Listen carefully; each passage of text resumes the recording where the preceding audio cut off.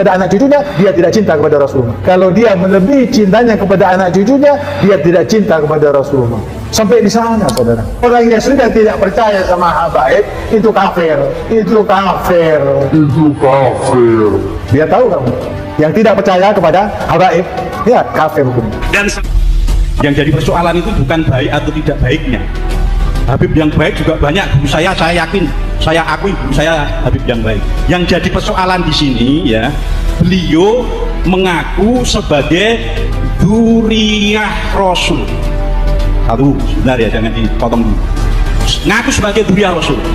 Kita sebagai orang Ahlus Sunnah wal Jamaah punya keyakinan cinta kepada dzurriyyah Rasul itu hukumnya wajib.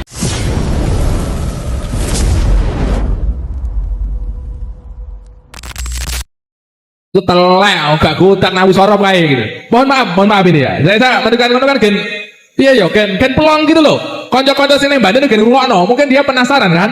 Sebenarnya kayak ini cara mondok ning ndi sih? Biar jelas karena nanti kan lama-lama terkuak. Suara ning kono gitu bantai tonggone dhewe aremok loh. Sama seperti saya dulu. Alah walu kok goblok gak iso ngopo-ngopo gawe pondok gitu. Gak tau mondok. Lah ketika teman-teman saya mondok di aku datang ke sini, mlongo sing ngelokne ngono. Lah ini tolong, Kiai Imad dulu mau di mana? Nanti kan lama-lama tahu biar jelas itu. Ya, kalau apakah saya bisa tahu sorot? Lihat saja buku-buku saya bahasa Arab di Maktabah An-Nur. Ada 22 kitab saya di Maktabah An-Nur. Itu ada di Emirat Arab. Saya mengarang kitab tentang nahu sorot. Nahu itu kitab Amil, Syarah Alfiyah. Alfiyah itu yang diaji di Jawa Timur sebagai kitab nahu paling tinggi. Saya sudah sarahin. Dan sarahnya bisa di-download di maktabahanur.com, di arsip ORG, dan bisa beli, dan bisa diteliti mana yang salah. Itu dalam kitab nahu. Dalam usul fikih, saya ngarang Talkhisul Husul dalam usul fikih. Dalam kitab Qawaid al-Fiqhiyah, saya mengarang Al-Jalaliyah fil Qawaid al-Fiqhiyah. Dalam kitab Balaghah, saya mengarang Syarhul Maimun fi Syarhi Al-Jauharil Maknun. Kitab Jauharil Maknun adalah kitab yang sangat populer di dunia pesantren sebagai cara santri memahami ilmu ma'ani, ilmu bayan, dan ilmu badi'. Dan saya sudah syarahi kitab itu. Silahkan melihat kitab saya, dan itu dijual bebas dari penerbit mulai Kediri, Jakarta, Pasuruan, Jogja, semuanya itu ada di Sofi, dan kitabnya itu bisa diteliti. Dari situ akan dilihat seorang apakah dia bisa ilmu nahu atau ilmu sorof atau ilmu balaghah atau ilmu fiqih. Nihayatuz Zain, kitab Syekh Nawawi, sudah saya syarahi dalam kitab Al-Muqtafi, dan kitabnya bisa di-download siapa saja di internet. Lihat saja syarah Nihayatuz Zain Imaduddin Usman Al-Bantani, karya Syekh Nawawi itu sudah saya syarahi. Nama kitabnya Al-Muqtafi fi Syarhi Nihayatiz Zaini li Syekh Nawawi At-Tanara Al-Bantani. Oke. Kalau mondoknya, mondok saya pertama saya mondok di Pondok Pesantren Ashabul Maimanah, pimpinan Syekh Muhammad Sanwani. Dia pengarang kitab. Kitabnya banyak, di antaranya kitab Babe Nenem. Babe Nenem ini adalah nado maksud bahasa Jawa. Beliau banyak sekali ngarang kitab, tapi banyak bahasa Jawa. Kemudian yang kedua saya mondok di Syekh Sanja bin Kasmin, Pondok Pesantren Riyadul Alfiyah di Pandeglang. Itu satu angkatan banyak ya, itu banyak yang kenal saya. Kemudian saya mondok lagi di Syekh Tubagus Asuri bin Tahir di Pondok Pesantren At-Tahiriyah. Kalau Syekh Sanja itu khusus kitab Alfiyah saja. Kalau Syekh Asuri bin Tahir itu seluruh kitab. Di beliau inilah murid dari Syekh Alwi Al-Maliki. Masya Allah. Beliau Syekh Asuri Tahir ini selain berguru kepada Syekh Alwi Al-Maliki, juga berguru kepada Syekh Hasan Al-Masyaf, Syekh Yasin Al-Padam, Syekh Abdul Qadir Al-Mandaili, dan kitab-kitab yang lain itu di Taif. Kemudian saya mondok lagi kepada Syekh Mufti bin Asnawi, pengarang kitab Amsilatul I'rab. Itu bisa semua nama-nama yang saya sebutkan itu semuanya ada di internet ya. Jadi bisa dicari, itu Syekh Asuri bin Tahir siapa, Syekh Sanja bin Kasmin itu siapa. Kemudian saya mengaji di Syekh Muhammad Amin, Syekh Dimyati bin Muhammad Amin Al-Bantani. Tapi saya tidak mukim, saya hanya ngaji dari pesantren mukim saya malam Selasa dan malam Jumat. Ngaji kitab Ukhudul Juman pada Buya Dimyati. Abuya Dimyati itu seorang sufi yang tidak pernah bicara tasawuf. Dia ngajinya kitab alat, ngajinya kitab tafsir, ngajinya kitab fikih. Itulah sufi yang asli. Orang sufi bukan ngomongin tasawuf halu-halu begini-begini kepada orang seakan-akan dia sudah sampai pada derajat tertentu. Orang sufi asli itu, tasawuf itu adalah fil a'mal, dalam bagaimana dia membawa tasawuf dalam akhlak, dalam tingkah laku, dalam kehidupan, bukan untuk dibicarakan. Kemudian saya mondok lagi pada ilmu tauhid pada Syekh Obai Hasan Basri di Karawang. Saya mondok kitab-kitab alat di pesantren Waru Doyong di Sukabumi. Saya juga pesantren di banyak pesantren pasaran sampai Kaliwungu, tafsir Jalalain dan kitab As-Sirrul Jalil, kitab Hasbunallah. Puasa kilatan gitu. Kilatan. Insyaallah. Dan kalau kilatan-kilatan itu kan ya hanya 10 hari, 15 hari menamatkan satu kitab. Dan saya juga pernah ke Mesir untuk ijazah kitab-kitab kepada Musnidud Dunya Yauma'id, yaitu Syekh Ibrahim bin Abdul Ba'is Al-Qattani di Iskandaria. Saya mendapatkan seluruh ijazah kitab-kitab hadis dari mulai kitab Sahih Bukhari, Kutub Sittah, kitab-kitab Masanid, kemudian kitab-kitab Ma'ajim, kitab-kitab Mu'jam, kemudian kitab-kitab Musannafat, cara menulis dengan musannaf seperti Musannaf Ibnu Abdul Razak dan lain sebagainya. Nah, ini tidak pernah saya ungkapkan karena bagi santri itu sebenarnya ini adalah ta'ajjub ya, Terima kasih, karena teman-teman di Banten terus terang saya aku rada kemeropok aja gitu loh. Mosok kemai ragu tak ngaji lo mbok undang aja kan rada waduh mosok aku salah deh. Nah, maka ini karena kan ada sekarang ini lagi zamannya framing. ya. Yang muhibinnya itu kan lagi framing supaya orang tidak percaya. Nabi Muhammad aja disebut dalam Quran syahirun, majnunun, kadzabun dan sebagainya. Jadi tidaklah terlalu aneh. Ya, kembali ke Pak Lawi. Monggo. Kalau ada yang tanya silakan dari ibu-ibu mungkin penasaran. Khotimah. Kalau berdasarkan Quran, tapi kiblatnya sama, apa menentangkan? Kok itu bagi saya sebagai seorang muslim kok malah remeh sekali orang yang menentangkan antara keturunan itu kok saya kira kok tidak baik itu bagi saya sebagai orang muslim. Masalahnya sekarang ada orang yang mengaku keturunan Nabi mengatakan bahwa secara dat mereka sudah berbeda dari orang lain. Bahwa kalaupun mereka bodoh, mereka mabok, mereka lebih mulia sendalnya dari kepala kiai. Kenapa kaki Habib yang nakal?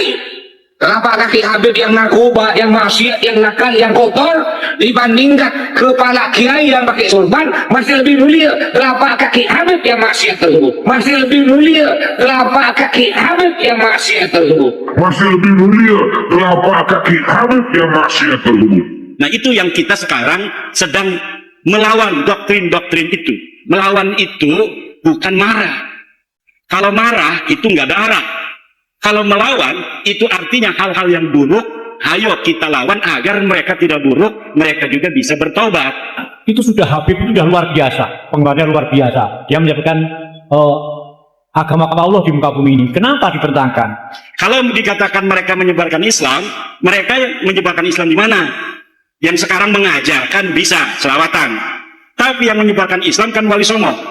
Wali Songo itu adalah keturunan Nabi, bukan dari Baklawi, tapi diakui oleh mereka dalam kitab mereka tahun 1984 bahwa Wali Songo keturunan Baklawi. Tidak ada manuskrip yang memperkuat itu. Bahkan kitab-kitab manuskrip yang sekarang ditemukan mengatakan Wali Songo bukan keturunan Ba'alwi, dia keturunan Al-Kazimi, Al-Musawi, juga dari Al-Jailani. Mereka datang itu baru 4 generasi kali. Tahun 1800 ketika Hadramaut lagi kurang makan. Oke, Pak Yai. Ini karena mungkin antara penanya dengan panjenengan ada istilahnya cara sudut pandang yang berbeda. Maka sore hari ini masih ada, maghribnya kan masih lama ini. Ini saya jam 5 kurang seperempat, maghribnya jam 6 lebih kan. Itu saya berusaha jadi moderator lah kalau sepanjangnya semua setuju gitu. Jadi biar penanya ini puas. Mungkin dalam pandangan saya yang ditanyakan penanya ini, kok dadak gegeri Pak Lawi gitu ya Pak Rukianto kira-kira. Kok dadak digegeri? Toh kan di sini Habib-Habib itu jasanya banyak. Habib Soleh Al-Jufri datang di sini tahun 2000. Anak saya yang dongani, yang akikoi Habib Soleh Al-Jufri. Karena beliau memandang mungkin, kok dadak digegeri Pak Lawi ngomong ning kene wis dakwah kok. Kira-kira gitu Pak Rukianto ya. Nah ini jawabannya gitu Pak. Monggo jawabannya bagaimana gitu. Iya, jawaban saya adalah kalau menyebarkan pertama kali tidak. Karena yang menyebarkan pertama kali adalah kalau beliau itu ngomong menyebarkan. Menyebarkan dalam pengertian pertama kali menyebarkan Islam di Indonesia tertolak karena sejarah tidak mengatakan seperti itu. Kalau mereka dari sejak pertama kali datang ke sini, kemudian karena mereka pinter, kemudian ngajarin agama, bisa. Kebetulan baik orangnya, alhamdulillah. Tapi ada ajaran-ajaran, doktrin-doktrin lihat di YouTube, bagaimana dari keluarga Ba'alwi ini ada yang mengatakan kalau tidak menjadi muhibbinnya Ba'alwi tidak akan dapat syafaat Nabi. Ya betul, saya juga diancam gitu ya. Iya. Pokoknya nek itu turun melu kayak imat gak bakal oleh syafaatnya Kanjeng Nabi. Kalau tidak percaya Habib itu cucu Nabi, maka tidak akan barokah. Saya sudah dikafirkan. Oh malahan tambah ekstrim ya. Iya.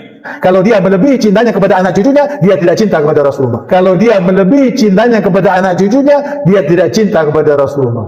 Sampai di sana, saudara. Orang yang sudah tidak percaya sama habaib, itu kafir. Itu kafir. Itu kafir. Dia tahu kamu. Yang tidak percaya kepada habaib, ya kafir hukum. Dan saya dapat membuktikan Pak Rukianto bahwa nasab mereka itu salah. Nasab mereka tertolak. Dia bukan cucunya Nabi. Kalau mereka itu ulama, kita wajib hormati. Bukan karena dia turun Nabi, karena ulama. Pak Rukianto sudah ya? Sudah ya? Berarti ben. Oh ya coba. Kalau toh itu benar-benar bukan keturunan Nabi, why not, apa salahnya dia menjabarkan agama Islam untuk ukhuwah Islamiyah, untuk membuat persatuan berbangsa. Kenapa dipermasalahkan? Mungkin ini teman saya Alia. Pak Rukianto. Enggak, saya senang kalau ada diskusi itu senang. Ini saya dulu juga berpikir seperti penjenengan. Kenapa kode-kode Islami? Tapi karena perkembangan pemikiran kita dan kita itu dari santri-santri itu ngaji tanpa henti. Yang jadi persoalan itu bukan baik atau tidak baiknya. Habib yang baik juga banyak. Guru saya yakin, saya akui guru saya Habib yang baik. Yang jadi persoalan di sini ya, beliau mengaku sebagai dzurriyyah Rasul. Satu, sebentar ya, jangan dipotong dulu. Ngaku sebagai dzurriyyah Rasul. Kita sebagai orang ahlu sunnah wal jamaah punya keyakinan cinta kepada dzurriyyah Rasul itu hukumnya wajib. Kalau wajib berarti ini masuk disebut syariat agama Islam sing dicekel wong ahlu sunnah wal jamaah. Kalau sudah syariat, itu mesti ada kitab sasaran syariat. Kecintaan kita itu sah kalau yang dicintai sah, kitabnya sah. Jenengan ibadah haji, Ka'bahnya harus Ka'bah yang asli. Ini saya asli. Jenengan ten gene Pak Waloyo muteri Ka'bah ini ping 1 juta lah. Tapi karena Ka'bahnya palsu, bisa nggak dikatakan haji? Ka'bahnya no gedangi Karena ini syariat, kitabnya harus asli, dzurriyyahnya harus dzurriyyah asli yang mesti terkonfirmasi secara ilmu nasab dan genetika. Karena genetika ini jalan terakhir sebenarnya. Nasab saja dari penyelidikan ternyata. Problemnya ulama ini di sini supaya syariat wong awake ahli sunnah wal jamaah ini tidak salah-saran. Wes tiwas dicintai pol-polan jebol istri tetangga ngono lho. Akhirnya tiwas tak seneng pol-polan kok. Oke, saya kira sederhananya seperti itu. Iya, saya kira sudah ya. Dari Pak Ruki sudah. Pak Rukianto, kenapa saya menetapkan tes DNA sekarang syarat? Dulu enggak, ini sudah setahun 7 bulan, saya tidak mau mengambil tes DNA. Karena ketika sudah kita ungkapkan kebenaran melalui kitab, melalui sejarah, melalui standar ilmiah yang universal, mereka tetap mampu ngotot, marah, mencela, mencaci saya, kemudian tetap mengatakan saya turunan Nabi dan kamu adalah begal nasab. Oke, kalau masih kekeh mengaku turun Nabi, ada cara lagi, yaitu tes DNA itu. Kalau sudah benar-benar itu terjadi friksi yang diametral, tidak ada penengahnya, hakimnya ada, yaitu tes DNA. Dan ini kalau dibawa ke negara, ujungnya pasti tes DNA. Karena ketika Mario Teguh berbeda pendapat dengan anak dan istrinya, kata istrinya yang sudah dicerai itu, bahwa anak ini anak Mario Teguh. Kata Mario, bukan. Dia takut sama istri yang sekarang kan. Akhirnya anaknya tes DNA, Mario Teguh tes DNA, dan ditemukan tes DNA-nya betul, bahwa anak ini, Danang apa siapa itu, adalah anak dari Mario Teguh. Jadi ketika terjadi friksi, ta'arud yang tidak bisa diselesaikan, maka salah satu-satunya cara adalah tes DNA. Friksi, mohon maaf. Friksi ini orang awam ya? Friksi belum paham apa artinya gitu. Nah, gitu. Ya terjadi perbedaan pendapat. Gitu.